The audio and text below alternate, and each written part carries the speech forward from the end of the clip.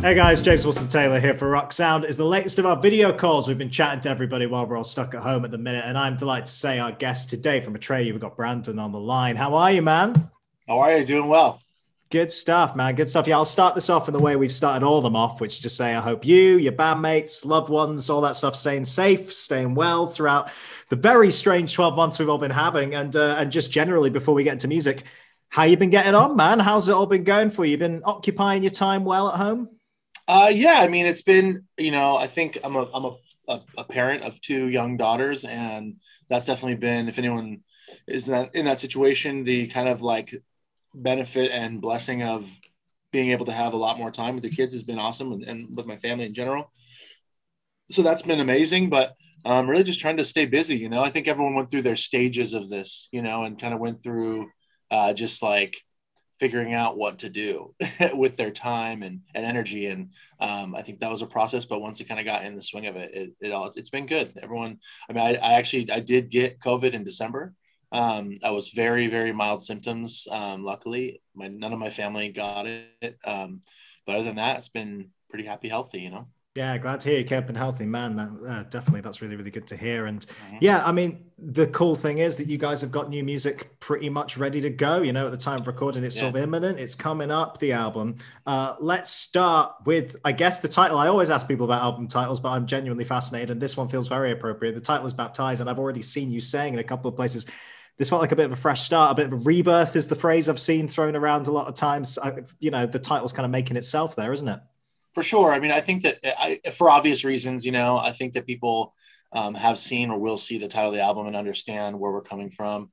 But I think that it more aptly applies to a more broad spectrum of just like what I think a lot of people need right now. I think people need the concept or the idea sparked in their brain that like a fresh start is something that can exist. You know what I mean? And I think a lot of people, especially in the last year or so, get stuck in like a negative rut or kind of like undetermined rut. And I think besides it being kind of a fresh start and a new beginning for us, we hope that it can kind of be that idea for people as well, because I think that we all need it right now, like everyone needs that, that kind of that jolt to get things back to normal, even in your mind. Yeah, absolutely, man. It makes a lot of sense. And it's, yeah, like we say, it's a fresh start for a lot of reasons. And I wonder, going into those studio sessions, I guess you're in a position where you've worked with these guys for a long time, but you're adjusting to new roles in a lot of different ways. When did you feel like it had sort of clicked for you in the studio? Was there a moment or was there a song or just a time, I suppose, where you could actually go, yeah, this feels right. We're settled in now. Here we go. Yeah, I mean, interestingly enough, I think contrary to what people think or understand, is that a good bit of this album was already done and essentially recorded before our transition. So the latter half of the recording process was not only us going in and writing some more songs and kind of completing what we thought the record needed to be, just the four of us, but also me going back and redoing everything and having to not only redo everything, but like put my own stamp on it, make it me, you know what I mean?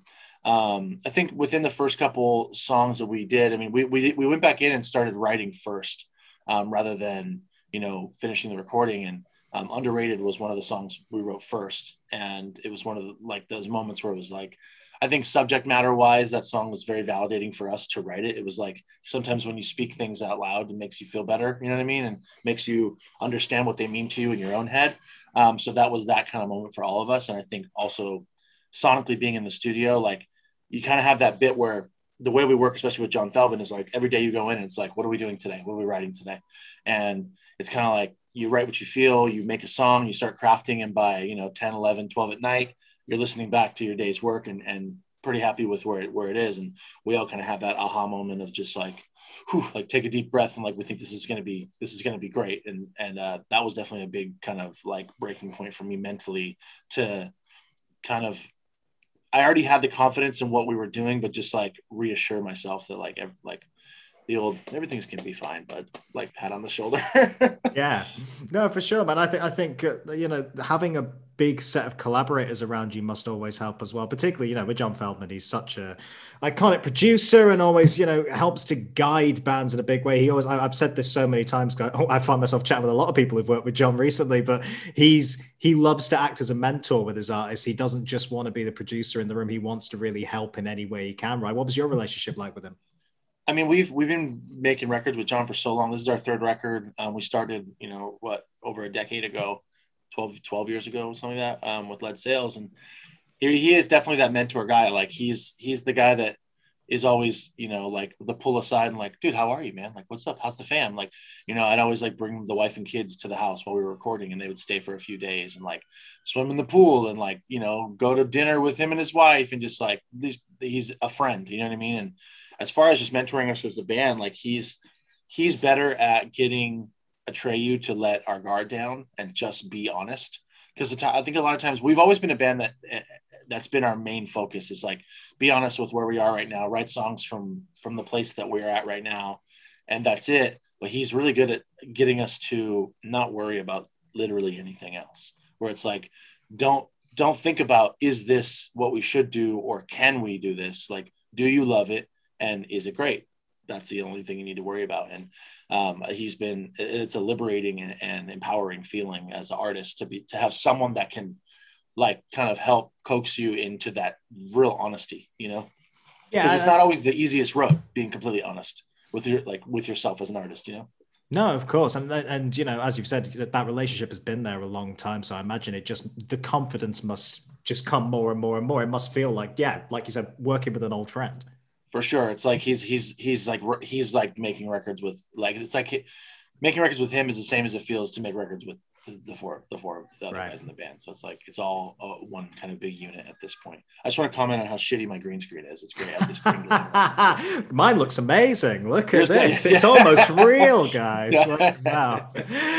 And it's cool to see all the other collaborators on the record as well. We should mention Travis Barker because the single's out there were a legend. Everyone always says it, but it's true. It's rare to have someone with that distinctive a sound as soon as you hear a feature on a record. Talk to me about that working experience. It came super, super naturally. Obviously, Feldy works with Travis a lot with Blink and other projects as well. So he's kind of just like pops into the house decently often, where it's like, oh, what's up, Trav? Like you just get used to that. Like even to the point where I was making a joke where like in Feldy's studio, Travis's drums for a while were set up. It was like his drum kit because they were working so often. So I would like move things up because I'm much taller than he is, especially on our last album. I would move things up, and then I would come back and they'd all be moved back down. And I would joke with John, like, hey, can you tell Travis to stop moving my drums? Like, so he's kind of popped in or whatever. And the idea for Warrior was just me wanting to have kind of like a big, high school football game, halftime marching sound and have that energy. And I think to get that energy, you have to do it authentically. And I'm not trained in that way, where like, I don't know, I was never in marching band. I'm not the rudiment, like technical, guy like that as a drummer. So I wanted it to be legit. And immediately it was like, Travis is like king of that. And it's also a way that he's not usually featured on a song. Like he's not on tons of features doing marching stuff. So it seemed like a cool kind of different opportunity to get him involved. And luckily he was stoked. Like from the jump, it was like very casual. Like, let me text him. Like, oh yeah, he's into it. He'll come down next week. And it was like easy as that. And we just layered a bunch of stuff. And I had to sit in a control room and tell Travis Barker if it was good or bad. And it was horrifying, but, but you know what I mean? It's like, could you try that one more time like this? You know what I mean? But he's great. He's such a talented dude and a passionate dude. Everyone like makes jokes. It's like, oh, like what isn't he on? And like he's everywhere these days, but it's because he's just passionate and loves making music. It's like the dude's everywhere because he just wants to create, Yeah, there's a reason for it. There's a reason why he gets called up to do so much stuff. People admire him. People want to work with him. It makes a lot of sense, dude. And again, this guest list you've got on this album, dude, it's some great collabs. Next up, let's talk about Jacoby, who I'm a big fan of his work, man. Not only is he a really, really lovely guy, but just such a strong vocalist and strong front man. Someone you've known for a long time, I take it? Yeah, we've known the Pop Roach dudes for a long while. Kind of became closer with them over the last couple of years, maybe 2 or 3 years. And it was super random. Like we were making that track, Untouchable, and we kept joking because like the cadence in the vocal to us was like, man, this has got that Jacoby spice on it, man. Like, let's just get Jacoby on this track, like joking. And then, months later, I ended up hanging out with them. They were writing some music, about an hour from where I live. And I went and hung out with them and just joking around, like sitting like after dinner one night, that while we're chilling, like, how's the new stuff, whatever. Like we're talking about, the whole transition and he's just, excited and doing the Jacoby thing and just building you up as he does. And he's like, you guys doing any features on this record? And I'm like, yeah, we got a couple, like Travis Barker's on a song and blah, blah. I'm like in my head, I'm like, just say it, dude. Just fucking say it. I'm like, there's a track that we got that's actually perfect for you. He's like, oh, cool, like send it over, whatever. And then it was again, as easy as that, where like he came down to John's one day and like I can't wait for people to hear that song because it was like almost like it was a bit of a sleeper on the record. And then Jacoby like set it on fire. Like his energy is so it's palpable. Like you can like touch his vibe. It's weird. Like he's great. You know what I mean? Like you hear that dude talk or sing and you're like, oh, I know what kind of human you are. Like, but yeah, that's an exciting one for us, for people to hear for sure. Cause it's a different song for the band too. And it's very much like, to me, it harkens back to kind of almost like a little bit of like a Falling Down vibe. Like from like Lead Sails, like that kind of a little bit more rock element, but it's an awesome song. His performance is rad. He's doing some shit that he doesn't usually do also, which is awesome. Yeah, going to be very exciting for not only your fans, but Pop Roach fans as well. I think it's a very, very cool mix, makes a lot of sense. And then leads on very nicely. Matt Heafy's on there as well, man. I mean, God, this guest list is good. Yeah. I look back at it now and I'm like, you almost don't think about it because when you're in the band and you're like, oh yeah, that is pretty good.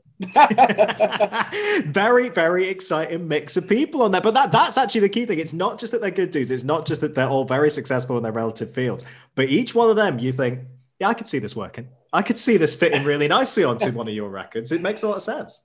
For sure. Yeah. Again, too, like wanting the song that Matt is on, we've been friends for a long, long time. And we've always been big fans of each other's bands. So it was like, we want someone like unique. Like the song he's on is so unique and kind of like dark. And it was like, we need someone like different and cool to sing on this. And he was literally the first idea. And again, he was stoked to do it. But I keep saying it, but I'm proud of it. Like every guest on this record does something and sounds like they don't usually sound, which is almost cooler to me because it's like, it's less obvious, but he did his parts. And it was funny because when I first sent it over to him, he was like, you want me to sing this much on the song? And I'm like, yeah, like, I love your voice. Let's do it. And he came with this, I'm like, just go wild, man. And he like came with this different, like raspy kind of like attitude-y voice that like I've never really heard out of Matt. And again, just like super pleased with the way it came out. And I think that our fans and their fans, this will be a really obvious one that I think people, have maybe wanted for a long time, where it was like, our bands it's like they're more in the metal world. We're more in the kind of hard rock world, but like we have those common denominator fans that like are so alike. We have so many of the same fans. It's insane. So, I think that's going to be an exciting one for people to hear. Oh, 100%. And it's like we were saying before, in regards of you guys working with Feldy and how that feels so comfortable. I imagine it's the same with these guys. That is why they'll want to try things in yours and why they'll feel comfortable enough to try and push themselves in that way, because they trust you guys and they trust that relationship you have. For sure. And I'm all about empowering people. When you want to bring someone on board and be a part of your band, your art. Like, I think it's important to be like, no, we didn't like, I don't want your name. Like, I don't want to be cool. I believe you can bring something to the song that we can't. And I want to hear what you can do. So it's like, nothing drives me more nuts when it's like, there's a feature and they sing like 2 lines in the bridge. And you're like, well, fucking why? Why? What's the point? So it's, it's just making good use of them and just like really letting them do whatever they want to do. Like, how do you feel about the song? It's like, you're bringing another collaborator into the room, which I love. Like the collaborative effort, especially in the last decade for me, has become such a fun part of writing. And it's a fun part of being in a band where it's just like, even to getting features on albums, it's like, oh, cool. Like you're like a kid on Christmas, like waiting for what that's going to look like or what that's going to sound like. You know what I mean? So it's definitely exciting. Yeah, very, very exciting, man. And it leads on to the kind of how I'll start to wrap this up, which I guess is talk about what's coming next. Let's start with live things. You know, we're all very hopeful that Yeah. before the end of the year, there's going to be some things in the calendar. It's looking positive. I don't want to jinx anything, touch wood, blah, blah, blah. But Yeah. we're kind of hopeful that before the end of the year, there'll be live things. As with anyone who's been working on a record for a little while now and is ready to get out there, particularly when, like we say, you've been switching up some roles a little bit as well, you guys must have so many live ideas going on in your head, in your brains right now, right? Oh yeah, and we've been. It all started when we did a couple live stream events a few months back, and like just getting to do like not only a full production but like a arguably bigger production than we've ever done in a real show. Just got the wheels turning. Where it's like what you start to see, especially like watching back the tapes later and being like, oh fuck, this is what this band can be, and like this is what the energy is, and these are what in each of our roles are on stage now. And there's definitely been a lot of discussions and a lot of thought going into it, and we're kind of just like anxiously waiting at this point, because not only are we like every other band in the world that just hasn't done anything for over a year, but like we have something new to share, like, so we want it even more. So not only that too, it's like one of the big things about this kind of new form of the band is that like we've never been able to pay enough attention to like the rest of the world that we wanted to, UK, Europe, especially Australia, Japan, everywhere. And there's a lot of places we haven't been yet, that this kind of where we're at now is definitely a place where we want to further investigate that and really spend the time that we would like to in doing so. So that's like the first thing that we all start talking about. It's like we see, our state opening up and it's like, when's the show? When are we doing tours? Whatever. And it's like, our manager's like, okay, we're working on it, this and that. We're working on here, this and that. We're like, Europe, UK, when?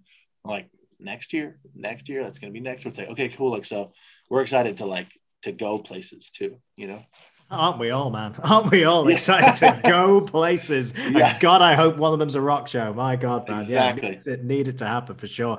And then, in terms of other stuff, it's been a funny pattern chatting to a lot of people where they've got records about to drop where we've all been stuck at home and not able to tour. I know you guys are a hard touring band, particularly out in the States. Yeah. It's got to be interesting sitting there with new music and maybe thinking about, should we do some more writing while we're here? Has that kind of conversation been happening while you guys have been stuck at home?